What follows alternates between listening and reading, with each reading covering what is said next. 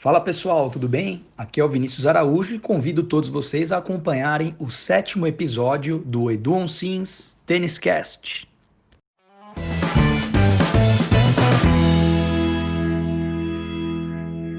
No último episódio, inauguramos um novo quadro especial sobre jogadores, onde fizemos o primeiro podcast sobre a Naomi Osaka, achei super interessante. E neste episódio vamos comentar tudo sobre ele, o austríaco Dominic Thiem. Atual número 3 do mundo, Dominic Thiem vem acumulando uma série de resultados incríveis no circuito. Recentemente foi vice-campeão do ATP Finals de Londres.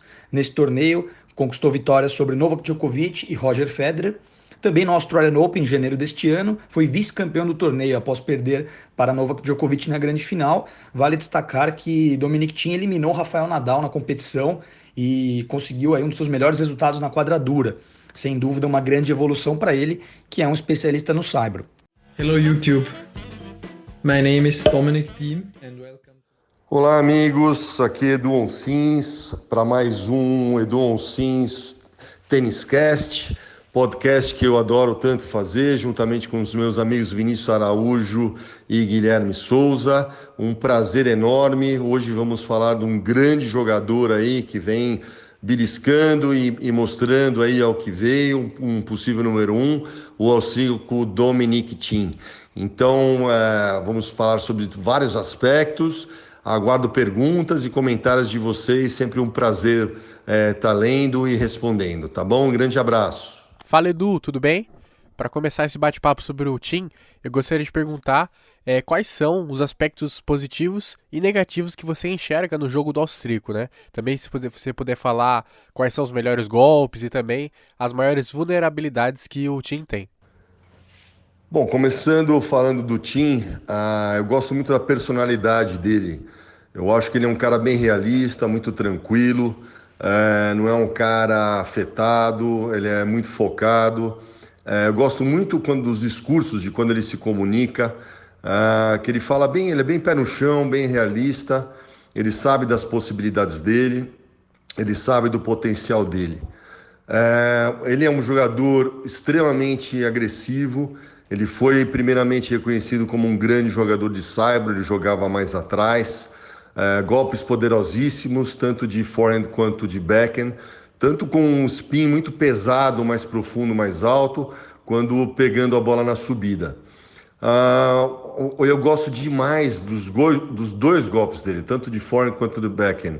O forehand ele ataca de qualquer lugar da quadra, os inside-outs são fulminantes, ele joga muito trabalhando inside-out, mas ele não tem problema nenhum no backhand, muito pelo contrário. Ele tem um enorme a potência de braço muito rápido. O topspin dele de esquerda cruzado, tanto fundo quanto angulado, são excelentes. Ele peca um pouquinho às vezes por excesso de querer bater na paralela, pulando algumas vezes, é onde ele comete alguns erros. Ele tem tanta confiança que ele acaba abusando um pouco e ele tem cometido, né? Isso provavelmente ele vai ser observado e corrigido ao longo do tempo, alguns erros não forçados com essa esquerda, esse meio que hábito que ele tem de vez em quando de pular e desferir essa batida na paralela. E isso tem acontecido em alguns momentos importantes. E nesse nível, com jogadores como Nadal, Djokovic ou Federer, muitas vezes pode te custar o jogo. Ele é um jogador que vem evoluindo muito. Ele aprendeu a jogar mais para frente, jogar mais em cima da linha. Ao longo do tempo, ele foi sabendo trabalhar muito bem essa transição entre jogar mais atrás, afundar o adversário e depois já tomar mais em cima da linha, aguardando uma bola mais curta para ser mais ofensivo. E ele tem vindo muito bem à rede. Eu gosto muito do saque dele, principalmente os saques com kick. Ele tem muita confiança no saque. No 15-0, no saque kick aberto, ele praticamente joga o adversário na arquibancada. E muitas vezes sobram bolas com a quadra praticamente toda aberta para ele desferir um winner para o outro lado ou vir para a rede em seguida. É um jogador que joga quando provocado pelos grandes jogadores, Djokovic, Nadal, Federer, ele joga no limite, ele tem muita confiança. O Thiem tem um trabalho de pernas gigante, um preparo físico muito bom. Ele tem uma resistência, um dos poucos que consegue jogar contra o Rafael Nadal e ganhar do Rafael Nadal do fundo de quadra. E assim, a capacidade dele de aceleração do fundo de quadra, desferindo winners, muitas vezes até 2 metros atrás do fundo de quadra, contra o Nadal, sempre me chamaram muito a atenção. Um jogador com potencial, uma velocidade de braço incrível. O engraçado é que a gente vê ele pela TV, ele parece até meio frágil, meio miudinho, mas não é. Ele tem uma explosão corporal gigante. Tanto a gente vê saindo do chão para bater os forehands, saindo do chão para sacar. Fisicamente ele é muito privilegiado. Falando sobre aspectos vulneráveis do Thiem, eu acho um pouco esse exagero de às vezes, um pouco afobado demais. Quando ele começa a apressar um pouco e desferir, ir para o winner um pouco antes da hora. E também uma coisa que falta para ele é um pouco mais de constância de resultados contínuos. Muitas vezes ele sai de um grande resultado, de uma vitória de um torneio e perde numa primeira, numa segunda rodada para um jogador menos expressivo que eles. Então, eu acho importante, e provavelmente ele vai estar trabalhando, ou deve estar trabalhando esse aspecto mental, de se ele quer ocupar o lugar ou almeja o lugar de número 1 do mundo, ele vai ter que ter resultados mais constantes como o Djokovic, como o Nadal e como o Federer que chegaram lá. Então, a parte disso, em termos de jogo, eu não vejo muitas partes vulneráveis nele. Ele é muito sólido e ele está tomando consciência cada vez mais das virtudes dele. Edu, o Thiem vem em grande evolução nos últimos anos. Só que uma coisa que a gente tem percebido é que ele ainda tem como objetivo alcançar esse posto de melhor jogador do planeta. Eu queria saber o que você acha que falta para ele atingir esse objetivo. Olha, o Thiem pode ser, sem dúvida, um possível número 1 do mundo. Ele tem potencial para isso. Mas talvez eu não veja ele ganhando tantos Grand Slams como esses 3 ganharam, Djoko, Nadal e Federer, que começaram a vencer Grand Slams muito cedo. O Thiem já está batendo os 20, 25 anos, 24 anos.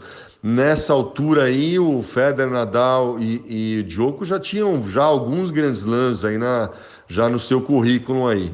Mas ele tem certeza, potencial e provavelmente vai conseguir chegar, vai ficar brigando talvez com outro jogador aí no posto de número 1 do mundo. O maior empecilho que eu vejo, que é uma coisa que ele tem que ser trabalhado, é essa falta de... não seria falta, não ter a mesma constância de resultados como Federer, Nadal e Djoko. São jogadores que ou ganham um torneio ou estão na final. Então, o jogador, para ser número 1 e se manter lá, ele vai ter que manter essa regularidade muito mais alta. Essa constância de ganhar torneio ou chegar em final, acontecendo com uma certa frequência, bastante frequência, aliás, né? Mas, sem dúvida, vai chegar número 1. Nos últimos anos, o Thiem disputou 3 finais de Grand Slam, né? 2 no Saibro de Roland Garros e 2 na quadra rápida do Australia Open. Ele perdeu as 2 no Saibro, né, pro Nadal, e na quadra rápida pro Djokovic. São adversários fortíssimos e dominantes nesse tipo de piso. Mas eu queria saber como é que você enxerga essa questão de como o Thiem reage, né, ou tem reagido a essas derrotas nessas decisões. Você acha que isso é uma coisa que pode afetar ele positivamente, ele se motivar mais, ou algo que vai ficar como estigma, né, vai ser algo negativo? O que você acha? Olha, falando das derrotas de final de Grand Slam, que ele teve 2 para o Nadal e uma para o Djokovic, assim, ele teve chance com o Nadal, né, jogos assim, com muita chance de vitória contra o Djoko também, e ele acabou perdendo naquela falta de experiência um pouquinho a mais da bagagem, comparando com esses caras que já jogaram diversas finais de Grand Slam. Eu não vejo assim, eu vejo assim com ele cada vez sentindo mais perto, né?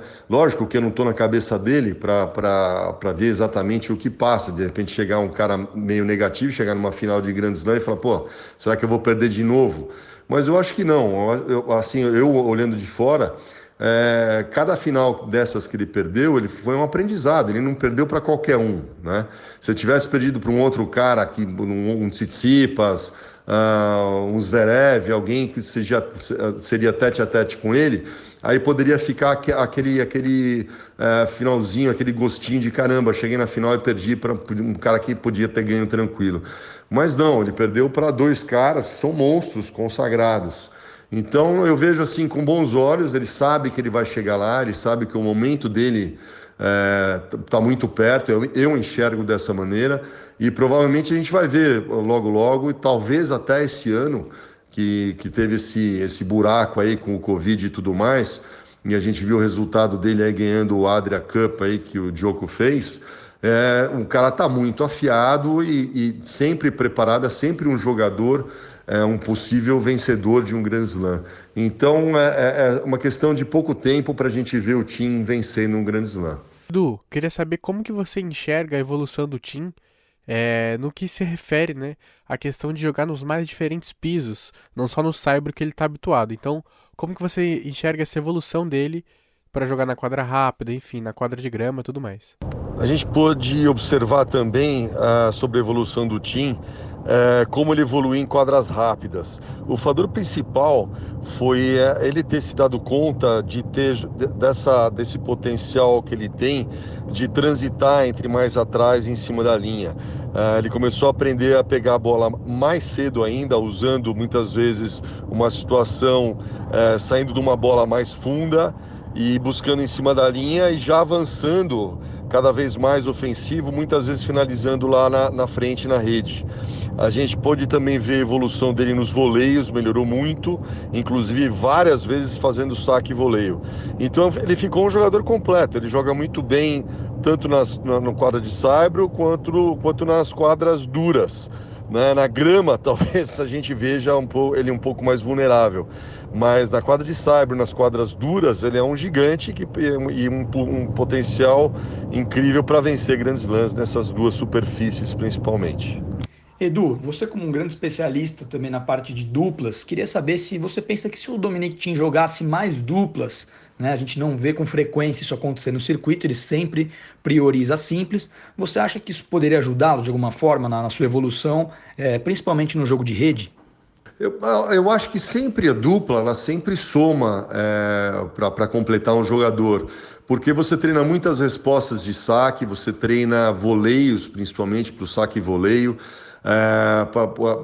para a colocação do saque também você manter uma maior regularidade. Eu acho que sim, mas também a gente precisa ver um outro aspecto, um jogador desses, que geralmente é um jogador que vai chegar lá na ponta, um possível semifinalista, um possível finalista, ele precisa analisar também o desgaste que ele vai ter num torneio de Grand Slam. Eu acho que talvez seria bacana num outro torneio de menor importância, que ele pudesse jogar duplas, seria bacana, até gostoso que aumenta, você trabalha muito a versatilidade, você trabalha a habilidade nos voleios, na colocação, sempre soma para o jogador, mas num Grand Slam eu já vejo mais complicado, porque o desgaste dos melhores de 5 sets são muito grandes, então o foco ficaria com certeza muito mais nas simples. O que você poderia falar da atitude de Dominic Thiem em relação a não aderir ao movimento dos grandes jogadores num fundo de auxílio monetário para os tenistas iniciantes no circuito de baixo ranking? Dominic optou em não contribuir, não concordou com essa iniciativa. O que você acha disso, Edu? Olha, em relação à atitude dele em não ajudar os iniciantes, é uma decisão assim própria dele. A cabeça dele, ele achou que não, e o dinheiro é dele e tudo mais. Eu particularmente acho que esses jogadores que ganham tantos milhões e são exemplo para tantas e tantas crianças, jovens e outros jogadores que estão tentando, eu achei assim muito positiva a iniciativa de formar um pool e até esses jogadores, grandes jogadores que ganham milhões e milhões, doar um pouco do dinheiro de cada um para ajudar as crianças, iniciantes, juvenis que realmente têm um problema financeiro para iniciar a carreira ou mesmo participar em torneios fora de seus países, aí como Até uma menina da África fez um documentário até criticando o Tim, falando isso, aquilo. Mas é uma decisão particular dele, não é? Talvez ele tenha pastado muito no início e achou que não recebeu ajuda. Eu não sei exatamente o histórico do início dele. Mas eu, Eduardo, olhando, eu acho que com os milhões todos que esses caras ganham, seria até um bom exemplo para outros jogadores que estão subindo e seria tipo um incentivo para ser criado algum tipo de organização onde ajudasse, eu acho que permanentemente até poderia ser criada uma organização dessa para ajudar os jogadores que estão em início de carreira. Seria uma coisa muito bacana, alguma organização, mesmo a própria TP, e ter alguém trabalhando e analisando, né, os países e as dificuldades e está destinando algum tipo de verba para esse pessoal. Acho que o tênis só teria a ganhar com isso.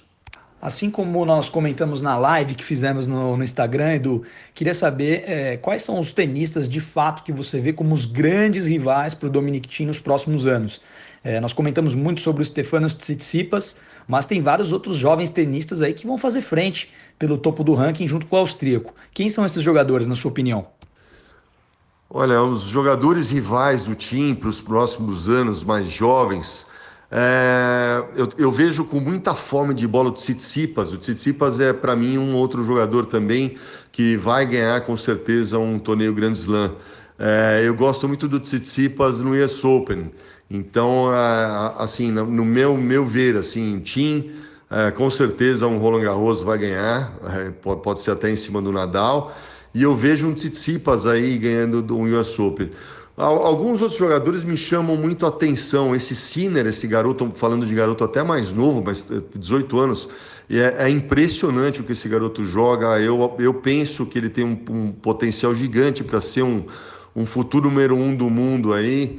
Eu vejo esse garoto aí em 3 anos, 4 anos, aí já, ou até menos que isso, já quebrando aí a barreira dos top 10. Né? O Zverev é sempre um baita potencial, mas é um cara que oscila demais na parte mental. Ele tem algum problema aí que de repente ele perde totalmente a confiança, joga jogos muito bons, assim, você vê todo o potencial, mas eu tô vendo um buraco mental, alguma coisa que precisa ser trabalhada nele, né? Eu gosto do Coric, eu acho que é um trabalhador, mas eu não vejo um Coric como número 1 do mundo. Eu vejo um Coric aí entre os 10. Os jogadores mais jovens ainda que me chamam a atenção, Rublev eu gosto muito, eu gosto como ele joga ofensivo, como ele joga agressivo. Eu acho que assim, dos que mais têm se destacado ultimamente, eu vejo esses aí. Agora, com esse lapso aí, vai ser interessante essa volta, né? Porque, por exemplo, os jogadores que conseguem chegar mais rápido, voltar mais rápido, né? Federer, Nadal, eu não vejo o Djoko voltando tão rápido. Ele teve grande dificuldade para voltar a retomar outra vez. Não sei se dessa vez ele vai fazer diferente, mas talvez ele leve um tempo aí para engatar outra vez esse ritmo, né? Wawrinka também, quando fica parado, demora para voltar. Vai ser bem interessante esse retorno aí e talvez a gente tenha surpresas aí, principalmente nos torneios de Grand Slam, com talvez ganhadores não tão expectativas normais como se o circuito estivesse rodando normal. Falando de jogadores possíveis rivais do Thiem também, o Medvedev é um cara que teve uma ascensão incrível, é um jogador muito frio, assim, muito determinado, joga muito bem sob pressão, é um guerreiro, ele fica até as últimas consequências. Medvedev também, apesar de, na minha visão, não ser um jogo tão vistoso, mas é um jogador muito eficiente, é um jogador muito completo também e com muita fome de bola. Ele vai evoluir também, o Medvedev. Eu acho que ele vai ser um grande rival. Aí ele manteve uma constância impressionante de resultados no circuito de quadras duras norte-americano, um dos circuitos mais duros que tem. Ele conseguiu gigantes feitos aí no circuito, que mostrou que ele consegue manter o nível dele lá em cima durante muito tempo, inclusive sentindo dores e se mantendo em jogos duríssimos, perdidos e que ele revertia em vitórias. O jogo incrível foi aquele jogo com o US Open com o Nadal, onde teve um vai e volta incrível e o Nadal, ele conseguiu cansar o Nadal e o Nadal acaba vencendo num jogo duríssimo, aí morto até no final do jogo. Então o Medvedev também vai ser um osso duro aí de roer, aí ser um dos grandes rivais do Thiem. Outros possíveis com potencial gigante também de serem adversários do Thiem, o Khachanov, que é um cara seríssimo, um cara alto, uma direita super potente, saque super potente, vem se completando cada vez mais, tem obtido resultados constantes. Kyrgios, que às vezes também, quando resolve jogar sério, um talento absurdo, mas uma loteria, a gente não sabe, né? Shapovalov, que eu acho potencial gigante, é um menino que vai aprender a canalizar cada vez mais toda essa potência, todo esse vigor físico que ele tem, então ele vem acumulando experiência, eu gosto muito do Shapovalov. Quem mais? Da América do Sul tem o Garim, que é um jogador firme, sério, mas eu acho que falta complementar mais, aumentar o leque de opções dele de jogo para ser um top 10 aí e ser mais ameaçador.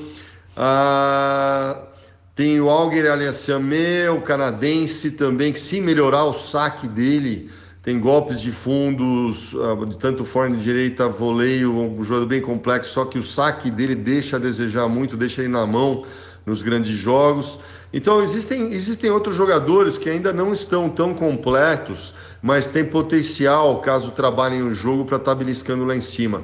É meio que uma bola de cristal, é meio difícil a gente prever, porque a gente não está acompanhando o dia a dia do que eles vêm trabalhando.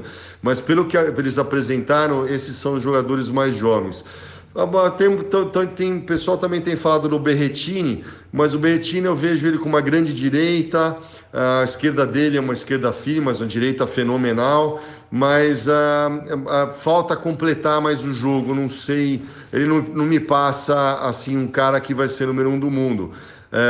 É um cara meio instável, grandes resultados, mas às vezes perde jogos também bobo, mas é um cara guerreiro. Como eu disse, a gente não está vendo o dia a dia desses caras como eles vêm trabalhando, mas são caras esses que eu citei que têm potencial e eles vêm obtendo alguns resultados bem expressivos. Vamos acompanhar, eu acho que vai ficar interessante. Algum jogador desses, como um Federer, como um Nadal, como um Djoko, não vi ainda. Os mais próximos realmente são Thiem, Tsitsipas, e para mim o Sinner, olhando mais aí um pouco para o futuro, são caras diferenciados. O Sinner é um que pode vir a ganhar grandes slams cedo, pela capacidade de jogo, qualidade de jogo, assim, é incrível que esse garoto tem, tão jovem e tão fora da curva. Vamos acompanhando. É isso aí, pessoal. Também gostaria de agradecer todos os ouvintes. Mais um episódio muito caprichado que a gente faz com todo carinho e dedicação, porque a gente gosta muito de tênis.